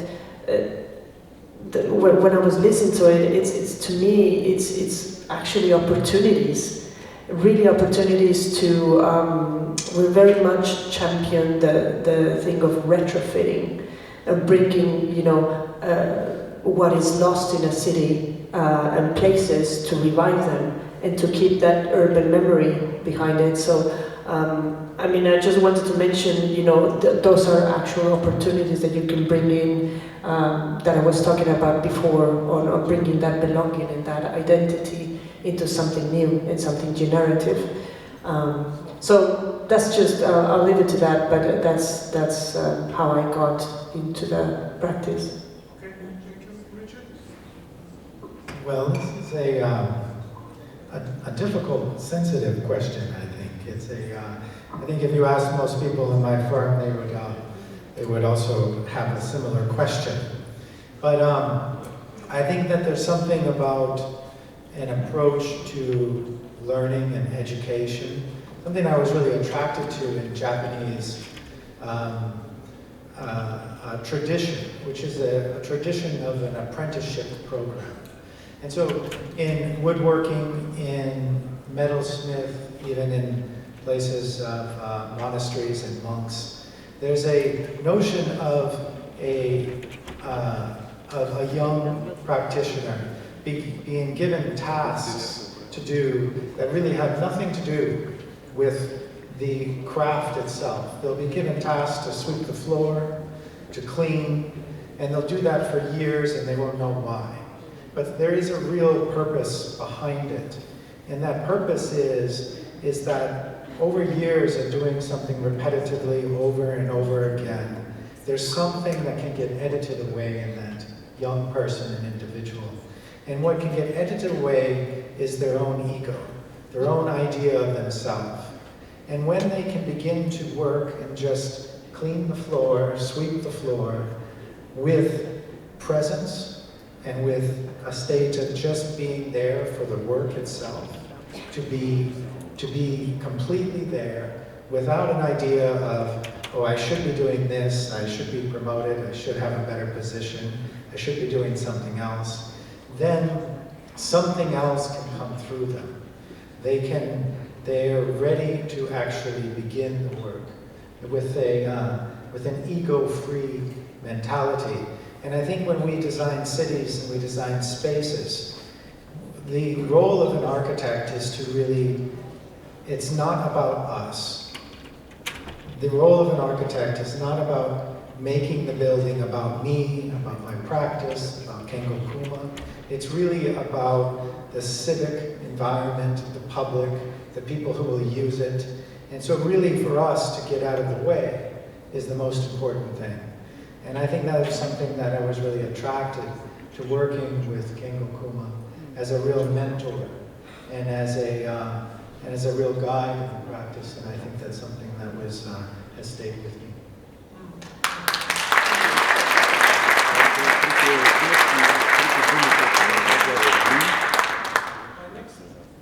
My next question would be to Filippo. When I looked at the five of you, including Gary, I just realized all of you work abroad. None of you stayed in your own country. What's the typical situation in your companies? You're based in different cities. Do you employ mostly locals, mostly foreigners like you, and why? Well, in our case, we employ people from all over the world. So the process of being hired goes through, I mean, of course, being capable to bring to the company something special, something which is unique, that has to be recognized in terms of talents and skills. So, yeah, I suppose these are platforms where globally talents can be recognized and can be promoted and given the opportunity, empowered to create something that goes beyond what they can do individually. Thank you. Dilyana, can I ask you to show the 4 projects with the QR code again, Eva? I'll tell you why I chose those 4 projects. First of all, 1 per firm, 1 each. Secondly, I had suspected a bit that Project C would be the fanciest, and this is what happened. However, it was a tricky question. Project C was never built. Can you imagine? So sad. So I deliberately chose one which was never built. The others are, so the first one is the Burgas Arena, the second one is the Foster Stadium in Qatar for the World Cup. D is the Kengo Kuma Tokyo Olympic Stadium, which was built, and C is the Zaha Hadid Tokyo Olympic Stadium, which was not built. So most of us here are in finance and business. We're used to hard competition, litigation, badwill. So I wonder, how is it in your beautiful world? Do you usually compete nastily or beautifully? Is it just a beauty contest? Is it lobbying, politics? How do you get your projects, you think, especially in the public sector? Do we compete? This is a typical example where we already won a project for the stadium in Tokyo, and then administration decision was to give a different opportunity to Japanese architects. But this is pretty much what we normally face at every of these competitions. It's an extremely demanding industry, the one we're working on, which is mostly based on international competition. At least as the most of the projects are still acquired through a public tendering process, and this it can be strenuous, and it can be, and the outcome is extremely unpredictable every time. Okay, thank you. My next question will be to Laura. I've heard rumors from your industry, tell me please whether they're true, that Foster's image is that you get richer fees for your work. You get the expensive, highly paid projects, so it's nice to work for such a company. Is that true? And if it's true, how do you achieve it? So you're like something similar to Goldman Sachs in your industry.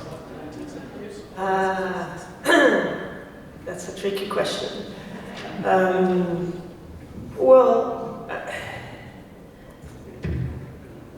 Look, I'll start with perhaps, I mentioned it briefly, but I'll start just by saying this. It is true that perhaps we're not but one of the most expensive when it comes to fees. However, I think part of that, we really, one of the things that really got me into the company, and it's the very core philosophy of we really want to bring at the core of every project, it's the human aspect of it. I think that's what mostly attracted me to it. And every single time that we have a project that becomes such an expensive, high fees or high return, is that we don't usually approach any project with one lens or with one sort of dimension to it.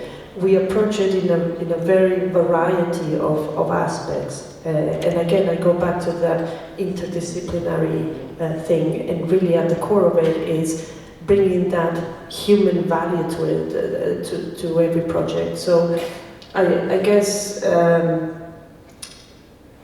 it really depends on the kind of projects that we are working and the place and the nature of the project itself. You were mentioning the headquarters, for example, of the JP Morgan. You are speaking about a client which is a major financial client that we had in New York City, but at the same time, and I think those were in one of the examples that hopefully was shown, there was the example of Antakya in Turkey. And that was a completely pro bono.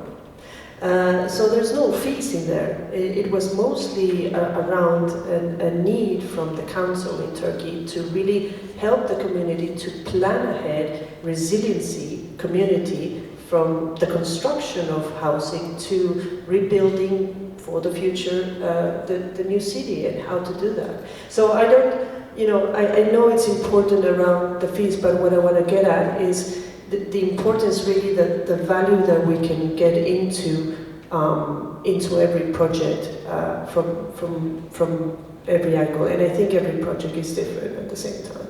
Okay, thanks a lot. Richard, do you want to add something?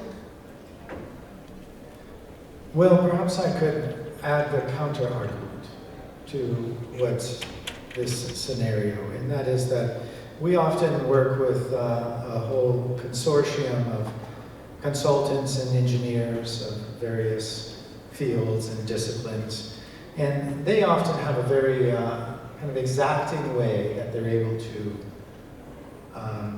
calculate the number of hours that they're going to spend on a project, and the number of hours based on square meters, based on size, based on the footprint. But we're really between the sciences and the arts, and for us, we're working in that world between.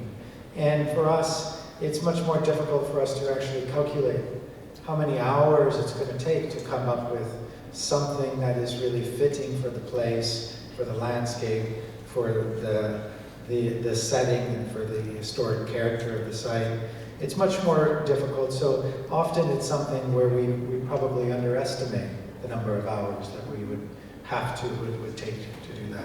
But another way that I look at it, just personally, is that our work is dependent upon patrons. We're dependent upon patrons to supply the land, to supply the material, to supply the steel, the concrete.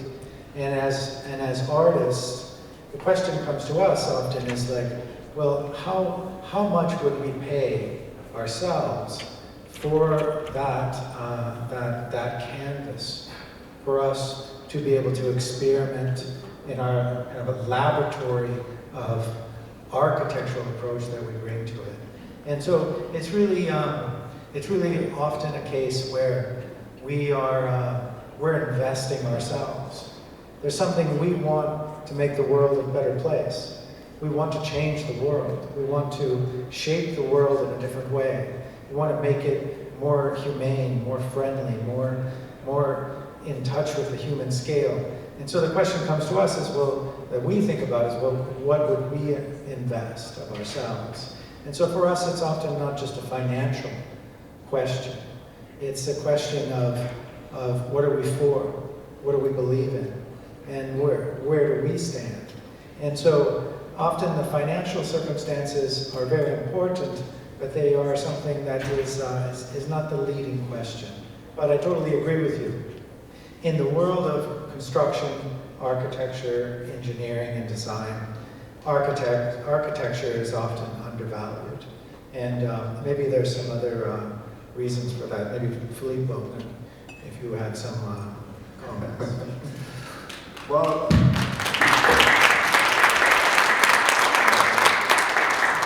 thanks for leaving me the word. And I think one important aspect of what practices like ours are doing are investing in innovation, which is something that has to be considered as an overhead on our cost, or as in the case of Richard, on spending an extra effort trying to find the right solution to the specific place or to the specific project. For us in particular, to come with an innovative solution means often to rework what could be just essential and to take further effort. And so this is coming with a cost normally. Okay, thank you. I'll tell you my personal comments about this issue, but before that, a chance for the audience to ask something, the architects. Any ideas? So if you have questions, let me know. Yes, please. Introduce yourself. Yeah, my name is George. What is the minimum amount of money for a project that will attract you to do something in Sofia? Nice. We entered the Eurozone, so Euro prices, please. If you have your credit card with you, we'll help you. Well, the idea of being, I mean, for us to build our first project in a country is extremely appealing. It's something we would always consider. And it's never about the amount of money, but rather the ambition of the project. So as far as the project has the ambition to represent something important, we can find a way to do it. We've been working in small countries all over the world, public procurement, private procurement, so I don't think that is a problem as far as there's a good opportunity to do something which is important. I think for us, it's never, the first question is never about the money, if I'm honest. It's really about what is the project, who is it for, and what is the right thing to do in this place, in the specific. I think we start with that. That's what I'm saying, it is for whom. The money comes out later, so it's not necessarily, yes, it is important, but it's not really what drives most of the times. And we're always, I think, looking for new opportunities and trying to look at new markets, which I don't think we have in Bulgaria. So, yeah, it's always appealing for us as well to get to know other places that we're not used to and learn from it as well. So it's, yeah, I would probably say it's not the first driver. Sorry, I was just an anecdote really. I remember having a meeting some years ago now with one of the directors of Over Arabs being a very relatively well-known and large engineering group from the UK. And we were talking about doing projects in this part of the world. And he got a map out. Well, he didn't have to get the map out, he had it on the wall of all the offices they had in the world. And the only place they didn't have an office was in this region, let's say. And that was going from Slovenia down to Greece and everything in between. There are about 12 countries in this, let's say, Balkan Peninsula, as some people call it. Not a pin. And I said to Richard, I said, what's this all about? He said, no one's asked us. And if we did, then we'd have a problem about how to do it.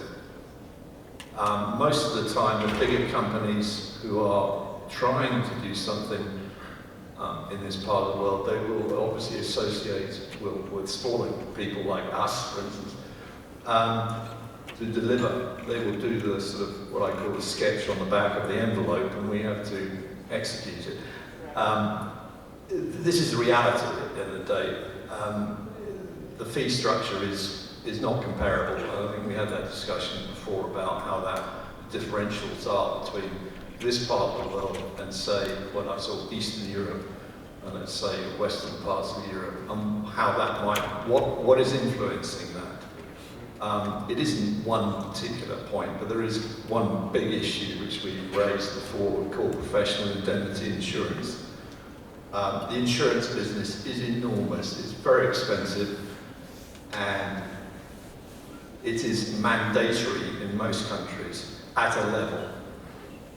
I don't know how it is here in Bulgaria, but in Croatia, it is mandatory, but you get a sort of, it's a bit like having car insurance, but they only insure your front wheel, and that's about what we get.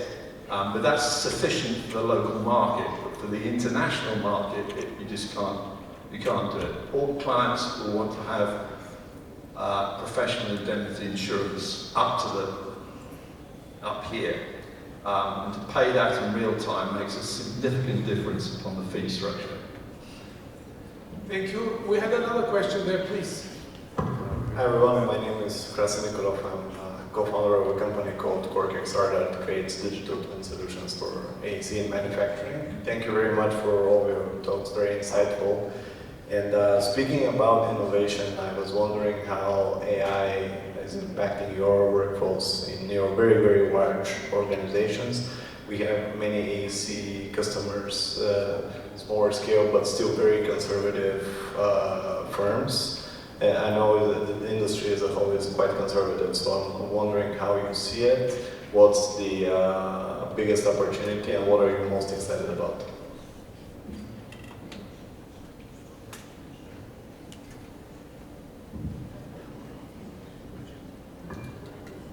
Well, yes, it is extremely exciting. We've been, in our practice, pioneering initially positional design, but the revolution that we're looking at, which is coming through the implementation of AI, is extraordinary.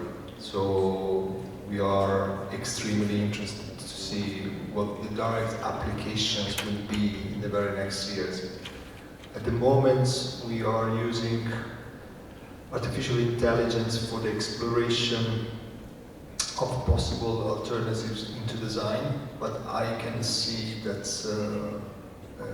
very easily a number of aspects of the most repetitive and tedious aspect of the profession will be finally resolved, giving opportunities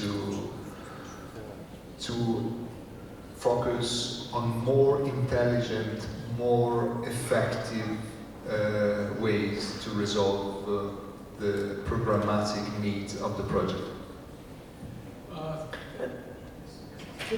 I think in our perspective, there are many ways in which AI has been complementary and more integrated.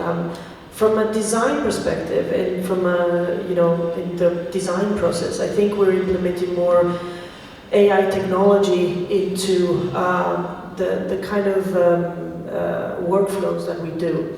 From the efficiency of how to build scenarios more quickly, let's say, or how to put an image rather quick, but beyond the technicalities of it, I think we're using that aspect of AI in the sense of tailoring that to specific projects. So for example, when it comes to overall built environments and buildings, we sort of have targeted a lot at the embodied carbon and the carbon emissions as well. And using certain AI tools in-house has allowed that to embed within the design process of the project, whether it's a building or cities, to put you an example. So I think for every project has its own special needs, its own special requirements, its own challenges, its own city, of course. And we often tailor that for the specifics of the project. Because AI tools, you're going to have it, they're available out there, that's already there. I think we always wanted to make it more efficient, because in the end of the day, it's a means to an end, a sort of way. So I think this is how we are starting to embed more and more within that. And on the other side, we're looking into more onto the urban AI aspects of what the cities actually make as smart infrastructure. And because everybody talks about smart cities. It's not just about talking about smart cities, it's what really makes it intelligent. How can you make an efficient, energy grid, or what makes an efficient water network, or a waste management within the city. So it's getting the specificity on the use of AI, I think is really important, and makes it more efficient and more accurate, so to speak.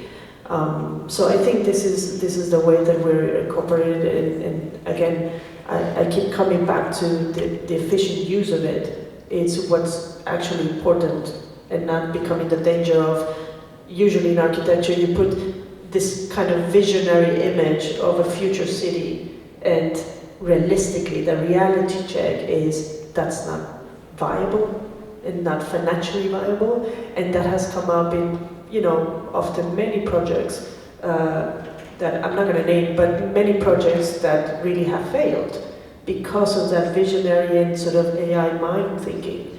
And in reality, it's different, because you actually need to build that vision. It costs, it's financial, it's economics, it's social, it's infrastructure. So it's all beautiful, but in the end of the day, you hit reality. So, yeah. Thank you. I feel guilty for shortening everyone's lunch, but we have 2 more people here. Please ask a short question and we'll give you a short answer, and we'll try to finish. And then, especially the professionals, if you want to join the architects at New Bulgarian University today at 4 o'clock and tomorrow at 10 o'clock at Vassilev, please feel free to come. They will welcome us. Question, please.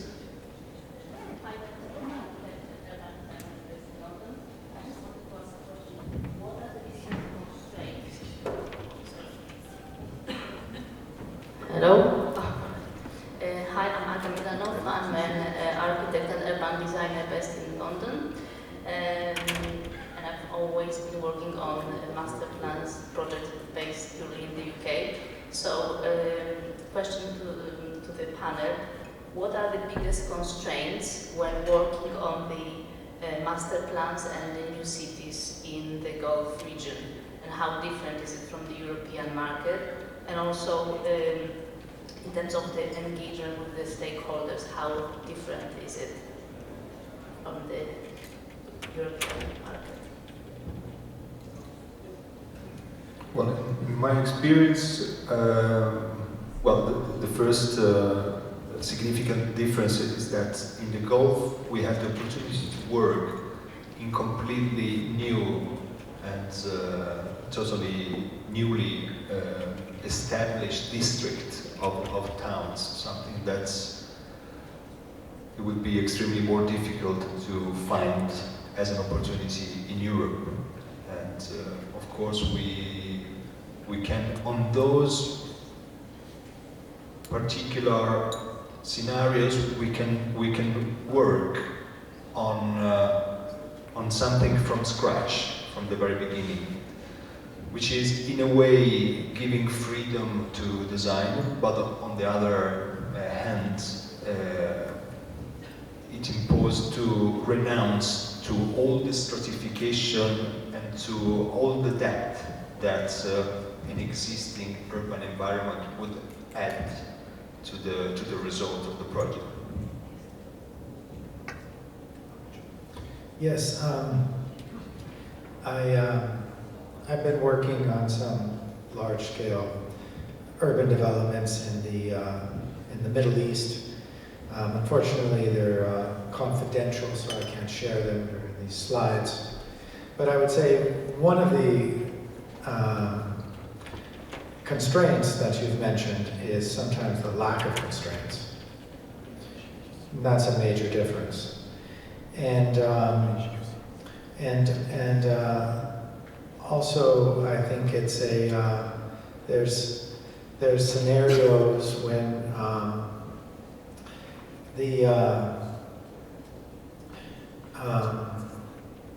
well, maybe I can just leave it there in terms of that sometimes there needs to be more constraints from the client side. There's often a very wide open idea that everything has to be new, has to be never seen before, and it needs to be something completely mind-blowing and brand new, which is great for an architect to participate in. I do believe that some of these things that have been happening in the Gulf, and a lot of them, we may not really see for the next 10 years, or maybe never. They're hidden away in warehouses in the Middle East, and thousands of models and diagrams and boards that are developing of these new cities that are documenting them.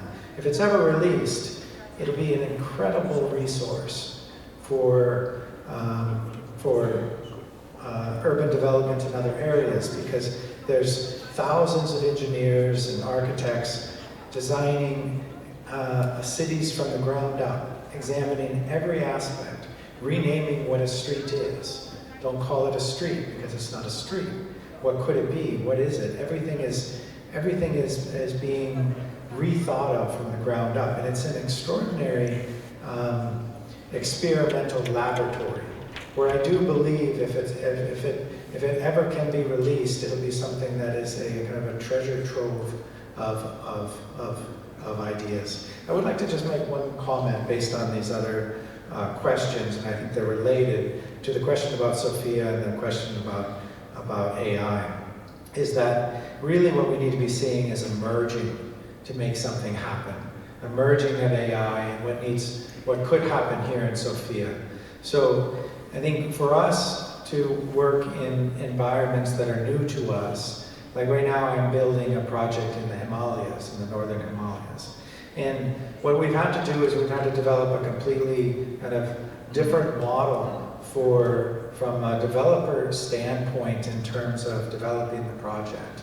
We begin in design development, and then we schematic design, we have a process. The typical process is that we design, we draw, we document, and then it goes out to tender.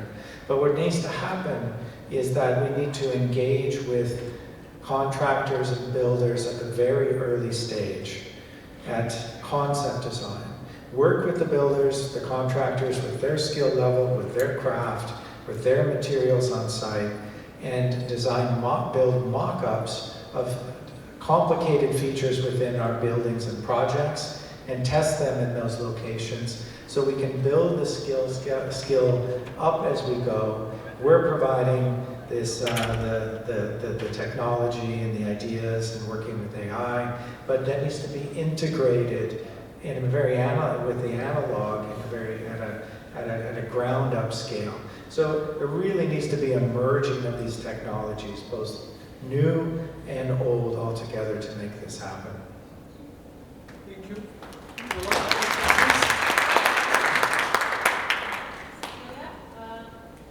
So my question is, how important is the local population, the city, as you said, contractors, when you're thinking about a project?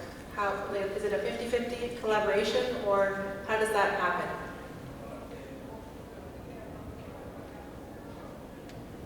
Well, in an ideal situation, what we end up with is contractors and builders who are just absolutely excited to do something new and to build and design and to expand their craft and to use their knowledge and sit at the same table with us and makes and designs something that's really fitting for them. Like this project I'm doing in the Himalayas, we have to design all the materials so they can be trucked in on a 8-foot, let's call it 2.5 meter truck bed.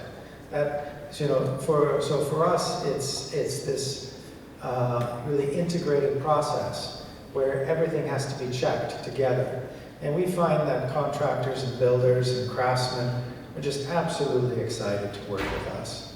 They're just thrilled. And we find these very collaborative relationships and deep friendships that grow over time, and a real love for the project and an excitement. Thank you. Cecilia, are you an architect? I didn't realize. No, I work with a company that does infrastructure, so we do like BIM modeling and digital twin. Fine. Thank you. So, ladies and gentlemen, my final remarks. Dilyana, can we get my dreams slide, please? Now, this has been a magical panel. I hope most of you would agree.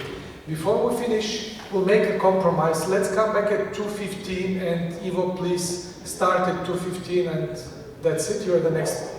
No compromise. The next panel. Now, let's remember again that we are financiers.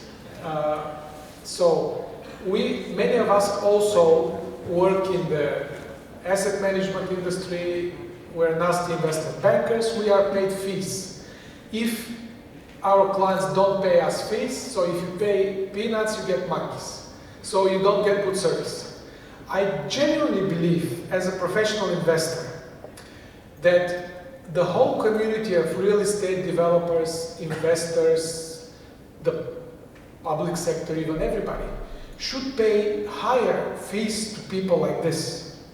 Because if we do, we get results like this. If we don't, my friends from the architecture sector will be angry with me that I show them books where our region, not Bulgaria, our region is missing. So I think if the project budget is this much, the architects are paid this much. If we double and triple this, we might actually double and triple the value and the long-term importance of such projects. So, as a citizen, I have a simple dream. Can our cities of the future be please something similar to this? Let us build more bridges over the Danube to connect us with Romania, and they should look like this. Can we live in a skyscraper like this? How about the great Foster building over there? Is there anyone from Croatia still in the room? Who is from Croatia? There was, they maybe they're not in the room. Who of you would recognize this? Vienna University. It's similar, the same company. I'm not an expert, but it looks like the library of the Vienna University, which Sylvia and I will go to visit specifically next month because of the architecture. This is the Zaha Hadid Zagreb airport project, which did not happen. So Andrew and the Zaha people met in that project. Andrew, as far as I remember, I might be wrong, but excuse me, Zaha Hadid was ranked number 6.